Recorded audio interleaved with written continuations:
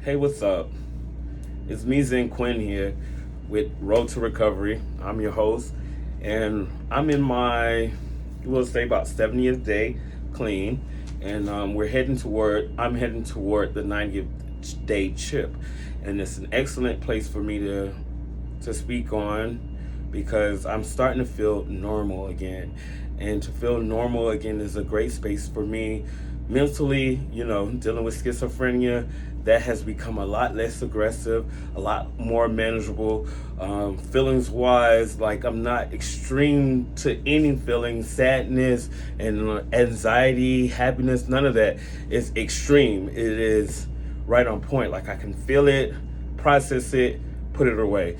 And being normal, feeling like you're normal, it's a great feeling for someone who's an addict because, sometimes I used to feel like I had superpowers, and I know that sounds weird, but I thought I can control people. I thought I controlled things. One point in my addiction, I thought I could control the time and the wind, and that's quite insane to think that way. But I was under the influence at the time, and I thought I could control all those things, and my addiction was not letting me see that I could barely control myself. I could not control my addiction. I could not control my feelings. If somebody picks me off, just spazzing all over the place. I was quick to say I love you and like have these deep connections with people. I couldn't control it, and I couldn't see that. But today, I'm glad to say that I am in a great place where I can be aware of myself and aware of my feelings and aware of things that are going on with me and control myself, not other people, not other things, myself. So it's a great feeling to be normal. But today I do want to talk about surrendering and what that looks like, especially for somebody who's a newcomer like myself. What does surrender looks like? We're going to start where most of our journeys, all of our journeys in Narcotics Anonymous start at. In the beginning of the meeting, we say a serenity prayer. And that serenity prayer just simply states, it says, God, grant me the serenity to accept the things that I cannot change. Give me the courage to change the things that I can. And please provide me the wisdom to know the difference. And for me, that's a form of surrendering. Because I am saying, hey, you up there, please help me to see, help me find peace in things that I cannot change. And that can be as simple as the driver who's driving like super slow at work, like on your way to work, super slow, and you're like in a hurry. Your Uber driver's driving extremely slow, and you're in a rush to get somewhere. Your boyfriend is acting like a complete asshole, and you're having a bad day, and it's like, God, grant me peace in those times where I can't control those things. And then it's saying, Lord, help me to see the things that I can change. If you're coming at me all hostile and stuff, I really can't control you. And I shouldn't even try to control you. What I can control is how I react and how I respond to you and how much I take on of you. Like, I could walk away. I could say, God bless you, have a nice day. You know what I mean? I don't have to get into it with you. And lastly, it's saying, help me to know the difference between the two. So that's complete surrender. Like that right there, it helps me throughout every single day. And I need to make sure that I do that I surrender every day. And by going to a meeting every day, it helps me to say those words out loud. Because I truly believe that there is power in our tongue. So a man think it, so a man hear it, so a man is. I feel like you say things, and things you say, you hear yourself say them, and you start to believe them, and you become them. And that's how thoughts work. Thoughts turn into actions. So as we grow from that whole day one process of surrendering, I developed my own more advanced version of that, because I noticed coming into the rooms that there would be people inside of the rooms that would say things that didn't add up to the way that I felt, that would do things that didn't add up to the way that I would see things. And I didn't want that to complicate how I felt about the program that was saving my life. So I started to surrender to people and how people are. So I would say, I'm not getting mad at an addict for acting like an addict, or I'm not getting mad at other people for acting how other people act. I'm not doing that. I'm surrendering. I'm complete surrender. I give up. I surrender. You're right. I'm wrong. Let's move forward. Let's agree to disagree. Whatever it is, however it is that you surrender, I believe that helps a lot, because everybody's going to have an opinion. Everybody's going to feel a certain kind of way. People are going to do things that are going to piss you off. Hell, you're going to do things that are going to piss other people off. And it also helps me with me. I'm not going to get mad at people for acting like people. It's telling me that, Quentin, I'm not going to get mad at you for making a mistake. I surrender. As long as you don't pick up, you're fine. I surrender. You're going to make mistakes, Quentin. That's how it is. You're not always going to be Zen Quinn. Sometimes you're going to be angry Quinn. But as long as you're trying to be calm and stay in a place of Zen, then Quinn, you're fine. You're people acting like people.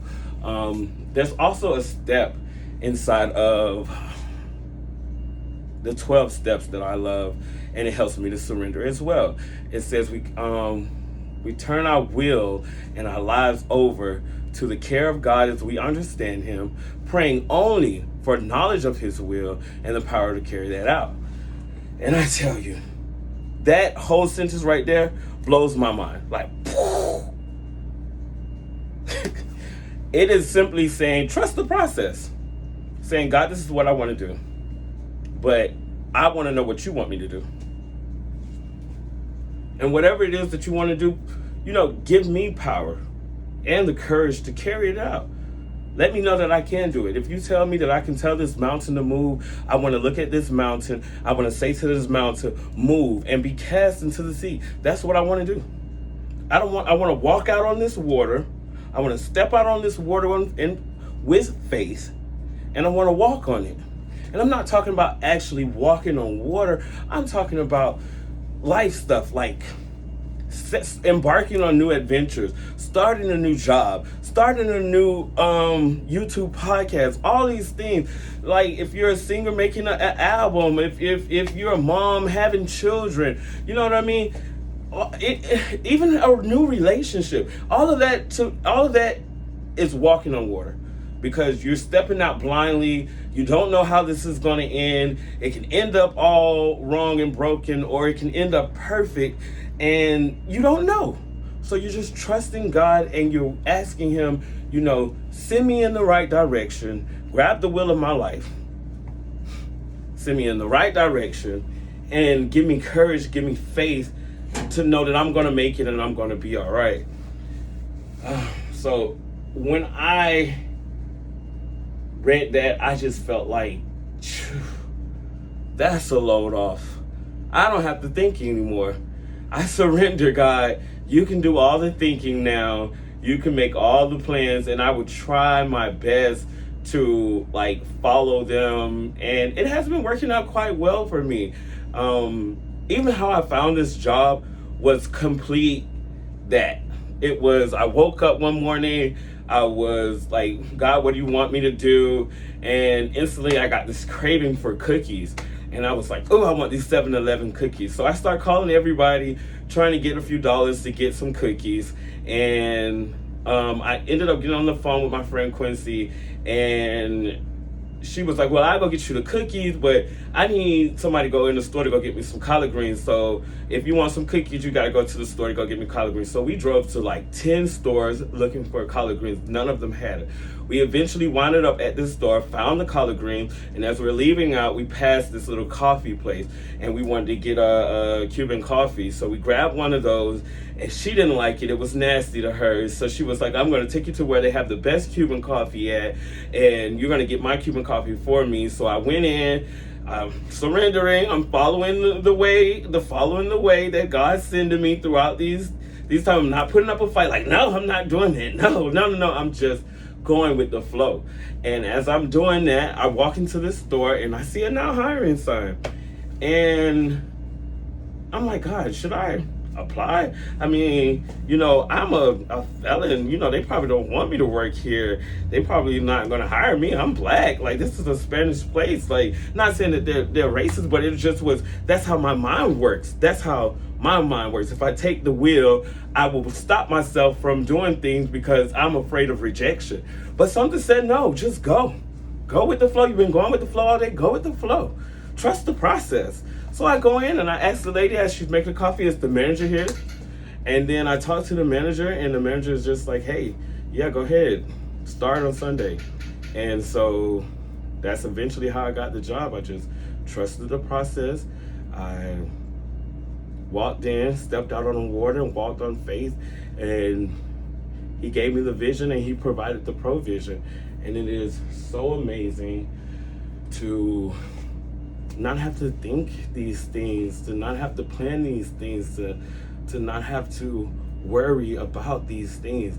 How am I going to be able to work and eat and take care of myself throughout my recovery? Because I had given up things that I was doing in order to get money, and that was walking on water. Like, how is this all going to work out for me? But it does. If you put the good foot forward, the next foot will follow in that same direction. If you surrender to your higher power and you give him your will, say, Jesus, take the wheel, if that's what it is for you, and let him drive. Let him drive. You all know how I feel about airplanes, and the whole thing about an airplane is that you're not the driver of the airplane.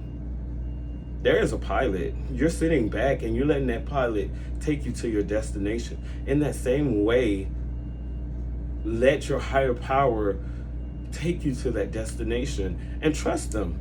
You don't question the pilot. You don't go up to the pilot and be like, hey, did you check the air? You don't even know how to ask those questions. I don't. Are we in the right air pocket? Or is that turbulence ahead of us? You don't ask all those kind of questions. You just sit back, put your seatbelt on, put your headphones on, watch a movie, and pray that you make it to your destination. And most of the times we do. The last thing I want to share on that is there was this guy in a meeting. He was like, when I think about my recovery, I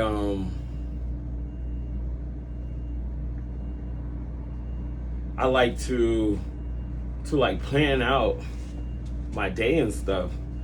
And I'm like, if you're planning, you're taking your will back. He was like, no, I'm not planning it. I mean, he said, yeah, I'm planning it. I plan the day, but I don't plan the results. And that was deep for me. Like, yeah, I know what I want to do, and I set goals, and I set out to do things, to accomplish things, but I don't set out the result of those things. Like, sometimes they're gonna fail, and if they fail, I have to let them fail. Sometimes the door is gonna close, and if that door closed, I can't go bamboozle and knock that door down and you know what I mean, run up in there, because it could be a trap. It could be not a good place. And if a window is open, then I need to go through that window or through that door and not be scared of it. I don't plan the result. Things can work out horribly wrong, but we never think about the other 50%. They can turn out perfectly right or better than we imagine them. And that's all what happens when you surrender. When you surrender, you walk into the unknowing and you just walk out on faith. And it can be extremely scary. It can be extremely hard, but you can do it. I can do it. We can do it. Together, we can do this. Last thing about surrendering, final thought on surrendering, is I surrender time throughout my day to have a relationship with my higher power and with my recovery. Surrendering for me means that I make sure that I meditate, make sure I listen to and spend some time reading about my higher power, and learning some things about them, and also doing that same thing with my recovery. Remember, a relationship with these two things are the same as having a relationship with another individual. You have to put time into it. You have to put effort into it. You have to put love into these relationships. And when you surrender to your recovery and you surrender to your higher power, the chances of you succeeding are much larger than those of failing or those in the past. So surrender. It's surreal. For real. All right. This is Zen Quinn. I have people knocking at the window. I got to get back to work. You have a great day.